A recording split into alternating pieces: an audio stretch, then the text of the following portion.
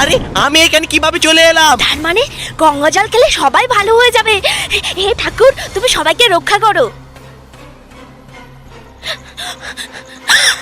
এদের কাছে আমি কি করে যাব? এদের কাছে গেলেই তো আমাকে কামড়ে নেবে। ম্যাম শুনুন। হ্যাঁ ঠিক আছে, চল চল চল। তো বন্ধুরা, আমরা কিভাবে ওদের গঙ্গা জল খাইয়ে ভালো করলাম সেটা জানার জন্য কমেন্টে পার্ট 3 লেখো।